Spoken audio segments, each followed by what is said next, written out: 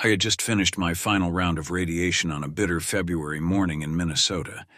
My body felt like it had been hollowed out from the inside, every cell struggling to keep me standing.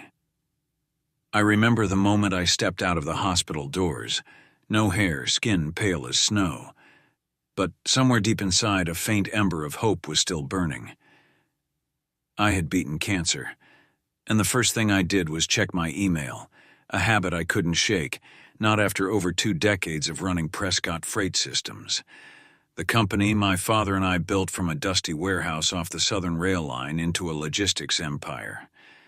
But that day, buried between congratulations and company memos, was one short, cold message. No greeting, no gratitude. Just one line. The board, per Chairman William Prescott's recommendation, has appointed Logan Prescott as CEO effective tomorrow. I read it again and again, not because I didn't understand, but because I couldn't believe it. Logan, my younger brother, who never lasted more than 3 months at the company, who'd failed at every venture he'd ever touched, and my father, the same man who held my hand by the hospital bed and swore I'd return when I was ready, had quietly ended my career with a board meeting I wasn't even invited to. Something broke inside me at that moment. It wasn't just disappointment. It was humiliation, slow and searing, like steel plunged into ice. I had poured everything into Prescott Freight, my health, my time, my youth, even my marriage, to get us to an $80 million valuation. And now, just as I clawed my way back from death, my own blood had pushed me out of the legacy I bled for. I had always believed hard work earned respect, that if you sacrificed more, gave more, they'd see your worth. But that day, I learned my first real lesson about betrayal. Sometimes, a lifetime of effort doesn't stand a chance against a handshake made behind closed doors by men who share your last name. What they didn't realize was that I didn't just survive cancer. I came back with something far more dangerous, the clarity of a man with nothing left to lose. When I was diagnosed with stage 3 lymphoma, I didn't ask anyone for sympathy. I told the board I'd take a leave, not a farewell. I kept my updates professional, optimistic, and brief. I wasn't trying to be brave. I just didn't want to pity, to be my legacy. Even when my weight dropped, even when the pain in my bones felt like they were breaking from the inside, I told myself that once I pulled through, I'd walk back into that office, not as a survivor, but as the man who built Decker Logistics into a national name. I had earned that right. But 3 weeks after I was cleared for remission, just as I was rebuilding my strength and gearing up for my return, my father and brother made their move. It didn't happen in a meeting room. It wasn't said to my face. It came through a company-wide announcement blasted across the internal server at 8 a.m. on a Monday morning. The subject line read, "New leadership chapter at Decker Logistics." By the time I opened it, my phone was already buzzing with confused messages from longtime staff, some congratulating me under the assumption I'd stepped down gracefully. The truth hit me with the quiet brutality of a surgeon's scalpel. My brother Ryan had been named acting CEO with full backing from the board and a unanimous vote that I was never made aware of. The official explanation was that I was focusing on my health and had signaled a desire to transition out. Lies. Elegant, calculated lies. Dressed in corporate phrasing so polished, no one could see the blood underneath.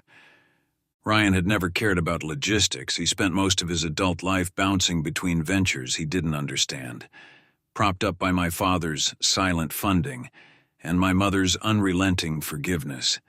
But now, somehow, he was the face of a company I built with my own hands, the same company I'd rescued from the brink of bankruptcy after the 2009 recession.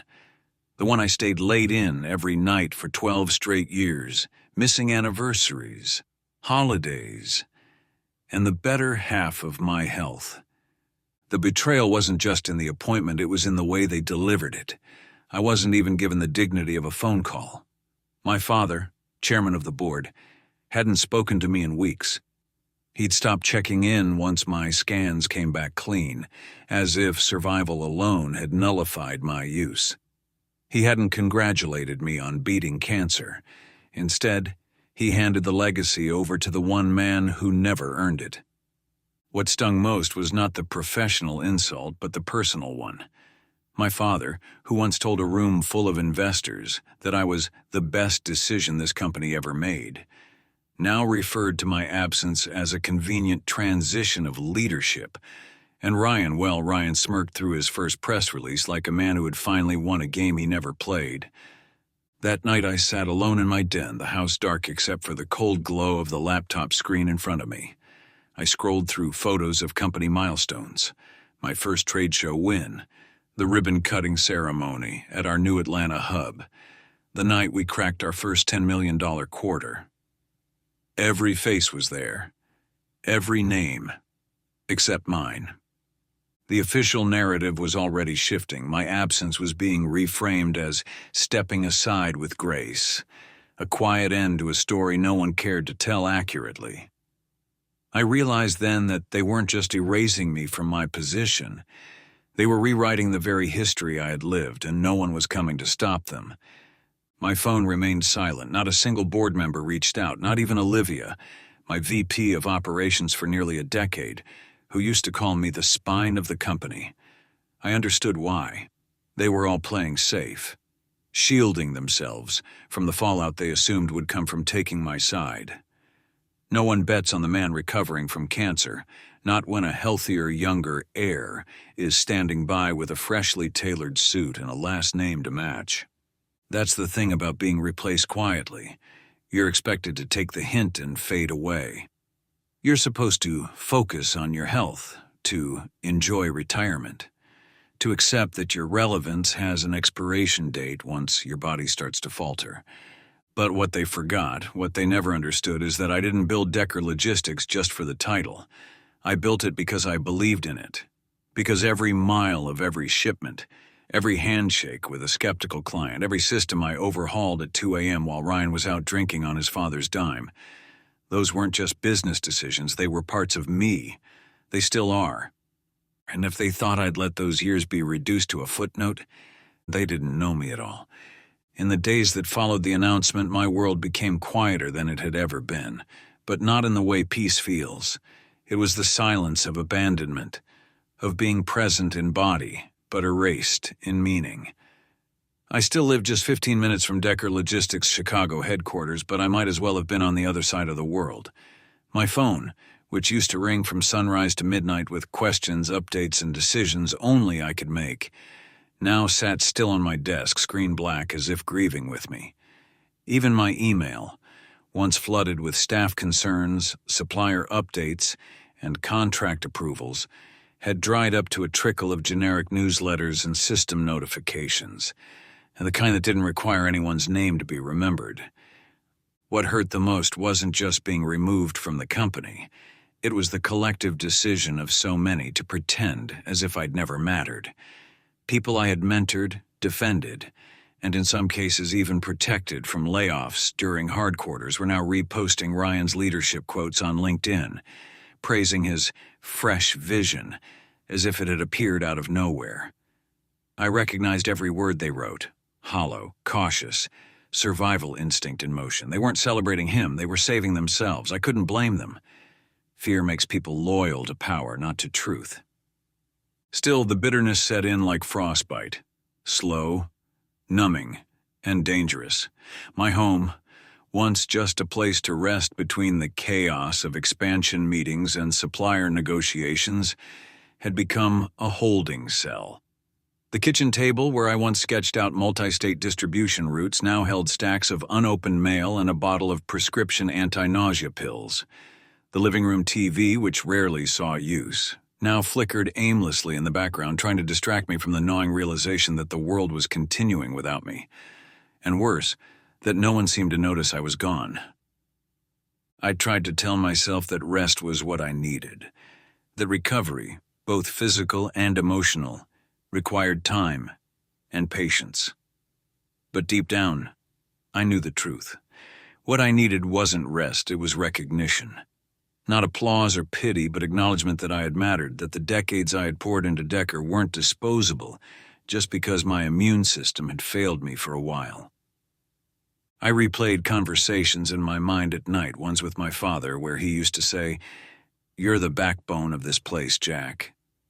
And I remembered the way Ryan used to look at me in board meetings, not with admiration, but calculation. He had waited for the right moment, for the right weakness, and I had handed it to him on a silver platter labeled chemotherapy. Even my neighbors, once warm and friendly, began greeting me with a strange combination of sympathy and awkward distance, as if they had read the same headlines and didn't know whether to offer condolences or congratulations. The worst was Linda, my assistant of over a decade, who used to greet me with a coffee in one hand and a joke in the other. She sent one text, short, polite, filled with the kind of professionalism that stung like ice under the skin. "I just want to thank you for everything, Jack. It's been an honor." No follow-up, no warmth, just closure, handed to me like a cheap watch at a retirement party no one wanted to plan. The board remained silent. My father, still chairman, didn't call, didn't email, didn't even send a generic note. I knew he was orchestrating behind the scenes, smoothing the optics of my departure with practiced grace.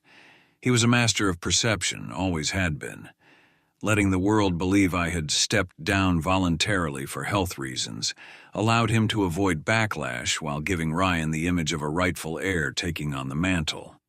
It was clean, efficient, devoid of decency. There were nights when I wondered if maybe this was the end of the road for me, that perhaps I had outlived my usefulness, and that men like me who believed in loyalty and legacy simply didn't fit into the corporate world anymore. I was 58, scarred by cancer, and now seemingly irrelevant in the empire I helped build. The thought clawed at me when the pain flared up in my spine, a side effect of the treatments, reminding me not just of what I'd survived, but of what I'd sacrificed to keep going.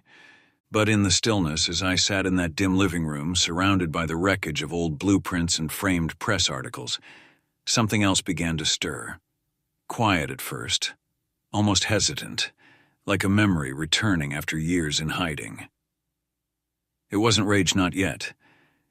It was something deeper. A realization, perhaps, that what had been stolen from me wasn't just a position or a paycheck. It was identity, pride, the belief that what we build with our hands and heart will outlive the sickness in our bones and the betrayal in our blood. I wasn't sure what I was going to do next, but I knew this. I wasn't done. Not yet. Because if they thought the worst part of cancer was losing my strength, they hadn't seen what happens when a man survives everything and decides to take back what's his. It didn't rush into revenge. That would have been too easy and far too loud. I'd spent enough time in boardrooms to know that the real moves, the ones that shift empires, are made in silence. And silence was something I had plenty of now. By the second week of my so-called retirement, I turned my home office back into a war room.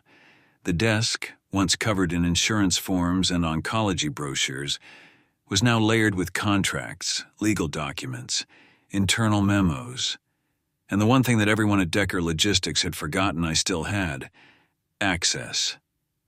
While they were busy rebranding the leadership and preparing for their victory lap, they had overlooked a small but crucial fact. I was still legally a majority shareholder. Years ago, when the company hit a wall during our West Coast expansion, my father had come to me, not the banks, not the board, but to me, asking for capital. I was already the CEO then, with a sizable stake, but to keep things afloat, I invested more, not just financially, but contractually. I remember the night we signed the agreement in his study, both of us too tired to celebrate, both convinced that the company was worth everything we were sacrificing. That additional capital had given me another 15%. Then came 2015, the year of the logistics lawsuit in Pennsylvania. We were blindsided, and my father panicked. To shield the company from seizure and delay hostile arbitration, he quietly signed over another 10% of his shares to me as collateral. A formality, he called it, temporary, paper protection. He never reclaimed them. Nobody remembered those moves, nobody but me. So while Ryan paraded around the headquarters giving motivational speeches and posing for staged leadership portraits, I sat at my desk, cross-referencing stock division charts with the shareholder bylaws, each clause a quiet reminder that I wasn't just the man they tried to push aside. I was the one who held the keys the entire time. I began pulling files from my private server, contracts I had negotiated, executive documents I had co-signed, emails that confirmed every pivotal decision made over the past 12 years. I wasn't just the face of Decker. I'd been its spine, its memory, its legal safety net. Ryan had inherited a throne, but he hadn't checked if the floor beneath it had been claimed. It wasn't just about the shares, it was about leverage, positioning, and timing. I knew the structure of that company more intimately than any of them. I had written half the playbook they were now pretending to read. So I built a digital dossier, not for court, not yet, but for truth.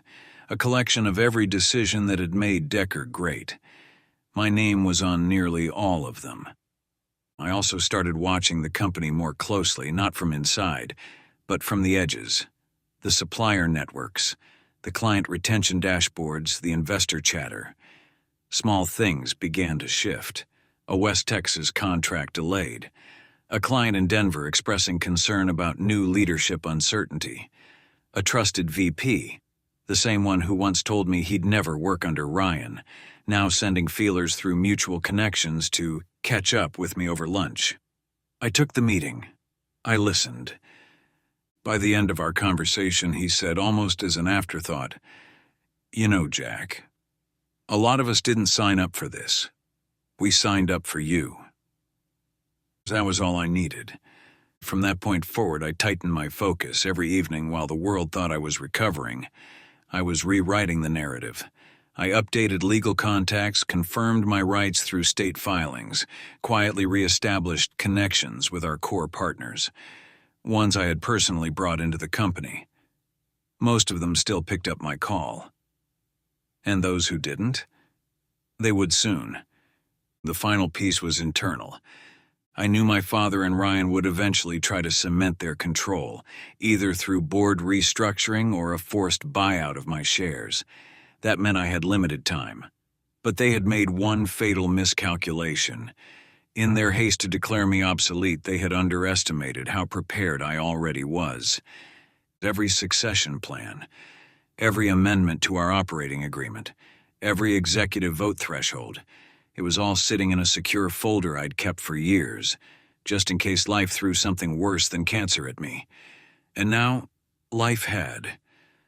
So on a rainy Thursday morning, with the wind tapping against my window like a quiet warning, I sat down and opened the folder titled Decker Contingency 2022. And with steady hands, stronger now than they'd been in months, I began to write the next chapter. Not for them, for me. The morning I walked back into the offices of Decker Logistics, the air felt sharper than usual, as if the walls themselves had absorbed the tension that had been brewing beneath the surface. It was just after 8:30 a.m., the time I used to arrive every single day for over a decade, back when those same hallways echoed with greetings, familiar handshakes, and subtle nods of respect. Now those glances turned quickly away, and the greetings, if any, were hushed, uncertain, laced with the anxiety of people who no longer knew which direction the wind was blowing. I didn't come to be seen, I came to be remembered. I walked past reception without acknowledging the stunned assistant behind the desk, her hands hovering mid-keystroke. My steps were steady, deliberate, a rhythm I had rehearsed countless times in my mind during the nights I couldn't sleep. I had exactly 17 minutes before the quarterly board meeting would begin in Conference Room B. 17 minutes before the people who tried to write me out of the story discovered they'd miscalculated the ending. Inside my old office, now stripped of my nameplate but otherwise unchanged, I logged into the secure server using credentials no one had thought to revoke. Either they were sloppy or arrogant, but I knew the system better than anyone. And within seconds, the company's internal structure unfolded before me like a map I had drawn by memory. I opened the legal folder, clicked on the document labeled Executive Shareholders Agreement, 2014, and highlighted the clause that would change everything.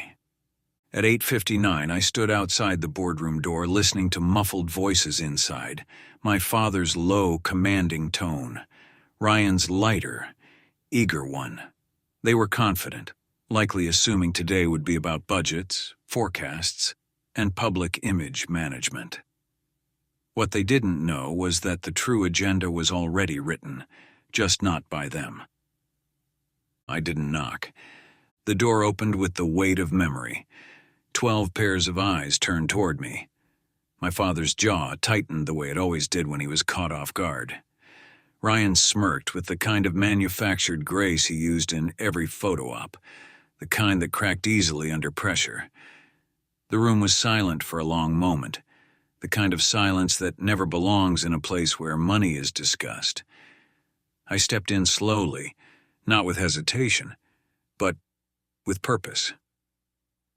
"Gentlemen," I said, scanning the room before settling my gaze on the man who used to call me son, and the one who now called himself CEO.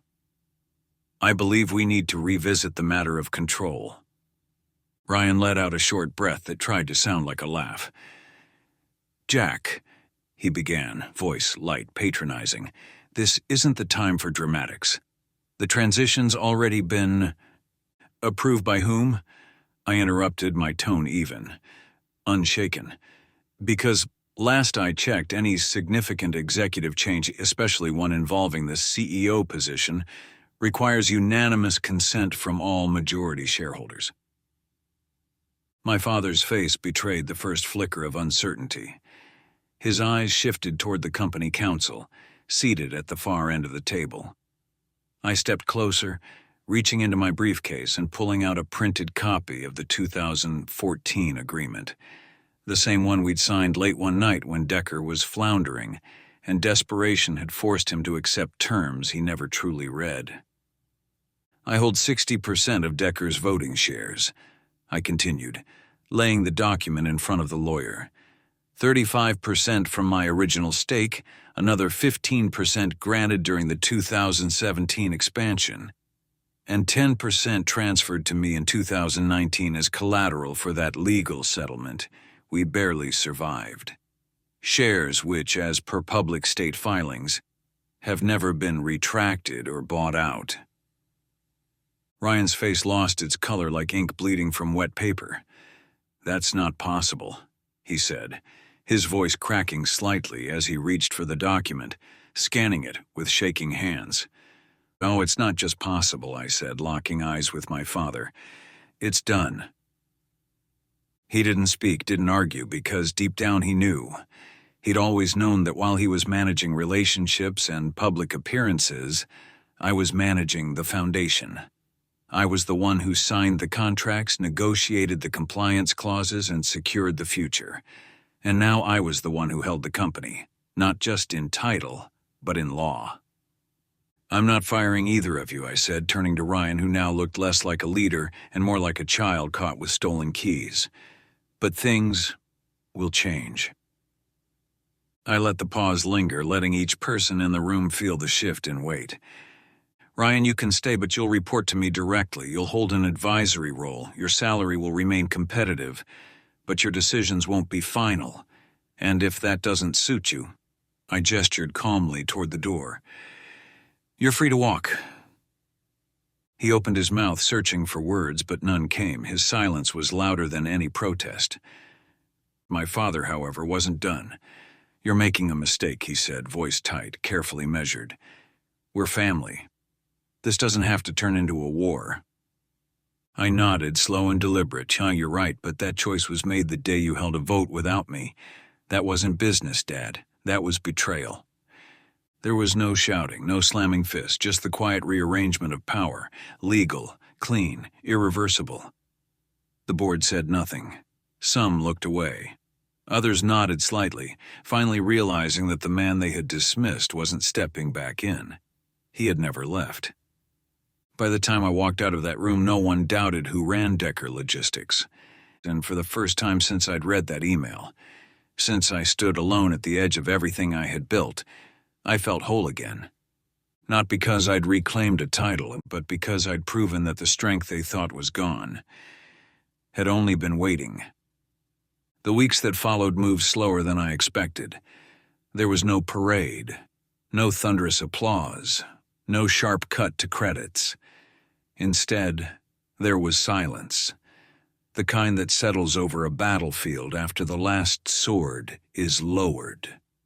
Ryan left quietly, accepting the buyout with barely a word, the fire in him extinguished not by force but by realization. He never had the hunger to fight a war he didn't understand, and once it became clear that there was no easy crown, he did what he always did when things got hard. He vanished. My father lingered longer, watching the fallout from the sidelines with the weariness of a man who had finally realized the empire he tried to control had passed him by. We met one final time in a conference room stripped of ego, formality, or blame. He told me he was stepping down permanently, that he would retain a minor stake as a passive investor, but would no longer be involved in decisions. His voice was flat, aged more by disappointment than our Mar Sansuai. Pur. Mar.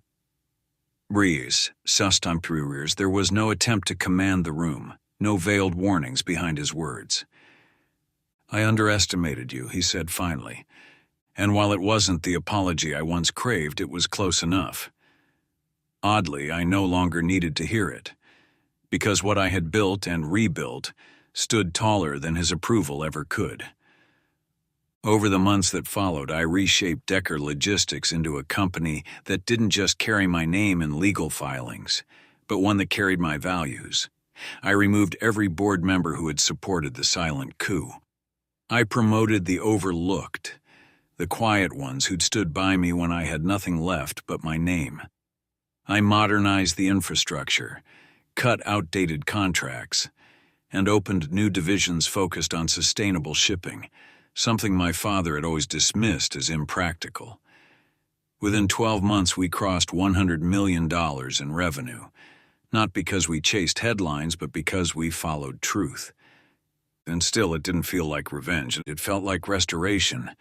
One evening, nearly a year to the day since I walked back into that boardroom, I found myself sitting across from my father at a quiet diner just outside the city. There was no press, no ceremony, just the two of us. Older, weathered, and for the first time in a long while, honest. He complimented my latest strategic move, an acquisition I had once pitched to him years ago, only to be dismissed as too bold. He lifted his glass, this time not with reluctance, but with a kind of quiet resignation. To Decker, he said, I raised mine in return not for the name, but for what it had come to mean. And in that moment, I felt something I hadn't felt in years. Not triumph, not even peace. Just clarity. You see, they didn't take everything from me. They couldn't, because what they failed to understand, what so many people fail to see, is that titles can be stripped, trust can be broken, and health can falter. But the one thing no one can take from you is the truth of what you've built. I didn't come back to prove them wrong. I came back to remind myself I was right all along. These days, I don't look over my shoulder. I don't wonder if they'll try again. They won't. And even if they did, they'd find the foundation too strong, the locks changed, and the doors bolted from the inside. The company no longer just bears my fingerprints. It bears my spine, my scars, and my name etched in stone. And if there's one lesson I would pass on to anyone who has ever been told they've outlived their usefulness, it's this. Sometimes the world doesn't give you justice. You have to build it yourself, quietly, patiently, brick by unshakable brick, until one day they look up and realize the kingdom they tried to steal never truly left your hands. Enjoyed this story? Subscribe to the Underdog's Revenge for more powerful tales of quiet strength, hard-earned justice, and the kind of comebacks that don't just inspire, but shake the ground beneath those who underestimated you. Hit that notification bell to never miss a story, because here every underdog gets their voice, and every betrayal has its reckoning.